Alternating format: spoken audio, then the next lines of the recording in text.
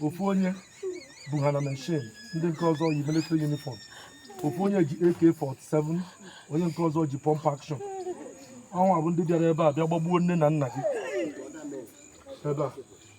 So ọ ya mere eji wee jebute gị na skuul kịta ka e wee fụ nne gị na nna gị. Lee ya ebe a nọ.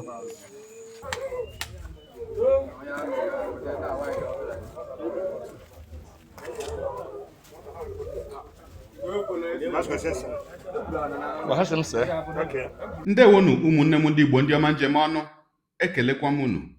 Ebe nsi ewetara unu ozi a bụ n'ụlọ ozi ndị sim.si ha asịrị FM. Aka m bụkwa nwanne gị nwoke 042 Solex, onye akụkọ ụwa. Ihe onyonyo a ị na-ahụ n'iru ebe a bụ ozi nke anyị si n'obodo Eke nke nọ n'ime okpuru ọchịchị Udi na steeti Enugu wee nweta, bụ ihe onyonyo na-egosi ozu otu nwa ikorobịa, onye nke akọwara dịka onye ya bụ obodo. Dịka anyị siri wee nụ n'akụkọ nke anyị nwetara, ha kọwara na ya bụ ihe mere n'ahịa ama dịka Nkwọ Eke nke nọ na ya bụ obodo. Ha wee na-akọwasị na ndị na-azụ ahịa pụtara nnọọ n'ụtụtụ dịka mmiri zoborochi na ụtụtụ ụbọchị Fraịde, bụ mkpụrụ ụbọchị nke 25 nke ọnwa Julaị n'afọ 2025, bụ Fraịde 25 Julaị 2025. Ha wee na-asị na o nwere ha pụtara n'ahịa n'ụtụtụ ahụ wee na-ahụ ihe ha na-anaghị ahụ bụ na ya bụ ahịa.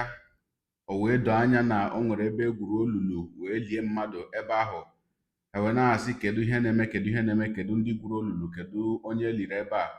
Ha wee jee bọyewenu ya bụ olulu. Mgbe a bọpụtara ozu n'ebe ahụ, wee bụrụ ozu nwa ikorobịa ị na-ahụ ebe a, bụ onye nke ha kọwara dịka Maazị Zel Ọmụlụ, bụkwa onye obodo Ekudi ahụ. Dịka ị na-ahụ na foto ya bụ nwa amadi, akwa oyi ebe ahụ, ha kọwara na ọ bụ onye ọrụ agha ụgbọelu obodo Naijiria, bụ nke ama dịka Air Force Officer. Ma ụfọdụ ndị mmadụ sikwanụ na ọrụ juola ya bụ ọrụ, na ọ pụtala na ya bụ ọrụ tupu ihe eme, mana nke ahụ ka anyị na-eji n'aka. Ogologo kwa dị mmanụ ka mgbede, ya mere buru oche gị kpụdobe nso ma nọrọ ala ka anyị anya na ya bụ ihe onyonyo ma hụ ka o si wee gaa n'ahịa Nkwọ nke nọ na Eke n'ime okpuru ọchịchị Udi na steeti Enugu. Ya mere a sịla na Solex si kama lere onyonyo ya. Ma ya bụ ihe onyonyo dịka o si wee dị njọ n'anya, unu amarala na ya agaghị etinyenwu ya otu a ọ dị ebe a. Anyị ga-emechi ya emechi. Mana ọ bụrụ na ị chọrọ ịhụ ya bụ ihe onyonyo dịka o si bụrụ ozu mmadụ, ịmarala ebe anyị na-etinye ụdị ihe onyonyo a, gaa na ngalaba okwu ihe onyonyo a bụ comment section. Ị ga-ahụ link WhatsApp channel anyị m ga-etinye ebe ahụ. Ịpịa ya bụ link aka, obube gị na WhatsApp channel anyị ebe ị ga-anọ wee hụ ya bụ ozu. Ịbakwanụ na WhatsApp channel anyị, pịara m follow ka ị nwee ike na-enweta ihe onyonyo ndị ọzọ niile ndị dị otu a, ndị na-anaghị apụtanwu n'iru akwụkwọ efere mba ụwa, ndị bụ na ya bụ WhatsApp channel ka anyị na-etinye ya. Ngwanụ ka anyị anya na ya bụ ihe onyonyo ka m pụtakwanụ.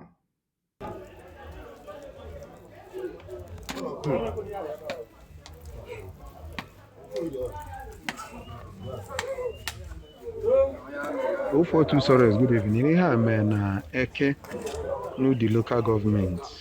You get all this morning ka ihe a mee. You get so mụ abụkwa na onye Eke na so mụ afọ n'anya ma ọ bụrụ na asị.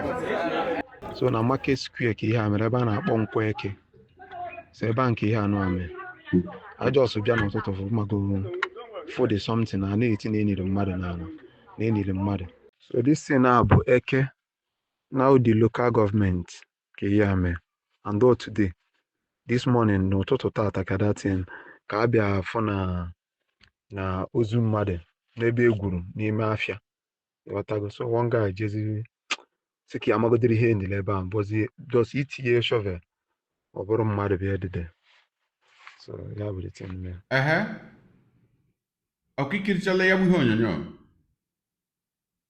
Ana m asị ka mkpụrụ obi ya bụ nwa amadi zuru ike na ndokwa, maka Chineke nna kasie ndị ezinụlọ ya, ndị ikwu na ibe ya na ndị enyi ya obi, bụ ndị ya bụ ọnwụ metụtara, ma kasikwanụ ndị obodo Ekudi obi. Na-etufughị oge ihe onyonyo ọzọ anyị ga-enyo anya na ya bụ ihe onyonyo gbasara otu ihe onyonyo anyị wetaburu unu ụnyaa bụ mkpamkpa nke kpara n'obodo Ụmụalaọma nke nọ n'ime okpuru ọchịchị Idatọ North na steeti Imo wee pụta, bụ ebe ndị oji egbe wakporo obodo atọ ebe ahụ ma gbagbuo ihe ruru mmadụ 9. Ya bụ ihe onyonyo anyị ga-enyo anya na ya ugbu a na-egosi o nwere otu di na nwunye ndị so na ndị ahụ agbagburu na ya bụ obodo Ụmụalaọma. Ma mgbe a na-eli ya bụ di na nwunye, ihe onyonyo a anyị na-enyo anya na ya ugbu a na-egosi mgbe a gara kpọlata nwa ha nwoke onye nke bi n'ụlọ akwụkwọ wee gwa ya si ya lekwa ihe mere na agaghị eli nne gị na nna gị n'azụ gị, na ihe mere eji wee bịa n'ụlọ akwụkwọ wee ga kpọta gị ka ị bịa hụ lekwa ihe mere nne gị, lekwa ihe mere nna gị. Na-etufughị oge ka anyị nyoo anya na ya bụ ihe onyonyo ma hụ ọnọdụ ya bụ nwata nwoke nọ mgbe e gosiri ya ozu nne ya na nna ya. Ka m pụtakwanụ. Father, thank you. Young man, your father and mother were married yesterday. They were killed yesterday. And when we don't know who killed them, they came on a motorbike. Had the motorcycle where they Ofonye Buhana machine, and then calls all military uniform. Ofonye AK-47, and then calls all the pump action. I want to do the eba, the babu and nagi. So, all your marriage, you will be taken to school. He went from Nagnan. There, so that you were eating with people. Because Kerafa, to put a passport, Kerafa, Mommy. Okay, Kerafa, daddy. Okay, because me pay, he confirm one more. Yes. Yeah? Oh, that you give me here. Yes, sir. Okay. Don't worry, just you know what that's okay. I'm going to leave my own name. Okay, what? Check you. Look at mom. Look at mom. Look at mom. Oh, get it. I'm going to go back. Don't worry. You don't be a baker. You don't show baker. Just take it. Just take it. You don't show baker. Don't worry.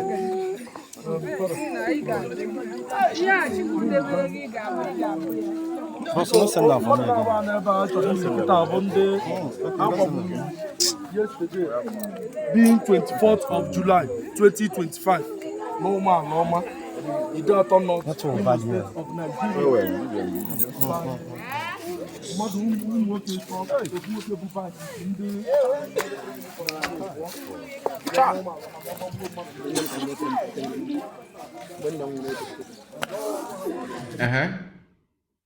Ọkụ ikirichala ya bụ ihe onyonyo.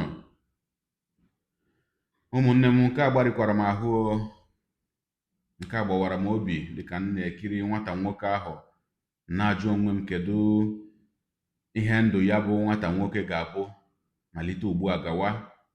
Nwata nweburu nne nweburu nna na-abụ ihe ọbụla na-akpa ya otu iko nne ya na nna ya emere ya. Kedu onye makwa na ihe ọnọdụ ya bụ nwata ga-abụ bido ugbu a gawa n'iru? Onye bụ onye ahụ? Asị nwanne nne ma ọkwanụ nwanne nna. Ya mara m na ọtụtụ ndị mmadụ dị bụ ezigbo mmadụ bụ ime ụmụnne nne ya ma ọkwanụ n'ime ụmụnne nna ya, mana kedụkwanụ onye bụ onye ahụ, onye ga-elezi ya anya ka nne ya na nna ya? O siri ike inweta, mana ana m ekpesị ka Chineke nna jide ya bụ nwata nwoke ma gbazie ụzọ ya, ka ọnwụ nne ya na ọnwụ nna ya hapụ ịkwasa ndụ ya n'ọdịnihu ya.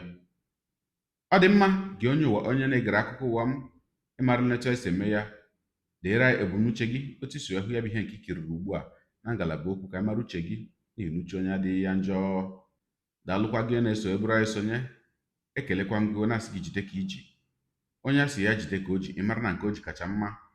Ekpere m bụ na Chineke nna ga na-anọnyere gị ọpụpụ gị na mbata gị, na-etinyere gị aka n'ezi ihe niile nke ị na-eme. Gị taa bụkwanụ mbụ ị na-ahụhụ onyonyo anyị, a sị gị nnọọ. Onye gị na ya ka nakwa bụ 042 Solex, onye akụkọ ụwa n'iru akwụkwọ efere mba ụwa. Ya mere ọ bụrụ na ka m mere dị gị mma n'obi, nwanne biko ọ bụ na Facebook ọ na Instagram ka na-ahụhụ onye ya pịara m folo. ọ bụ na YouTube ka ị na-ekiri ya bụ ihe onyonyo pịara m sọskraịb ya na mgbịrịgba anya n'akụkụ ka ime ike na-enweta ihe onyonyo ndị ọzọ m ga na-ewetara gị n'ọdịnihu. Igbo ndị ọma njem ọnụ, Igbo mụrụ nze m ọzọ, ekelekwa m unu wee na-asị na ọ ga na-adịrị unu niile mma o. Ise ngwanụ tụsawara m ihe onyonyo a na-atụsara m ya bụ ihe onyonyo na apịrị maka na share button ya mara gị mma ezigbo mmadụ. Udo dịrị unu.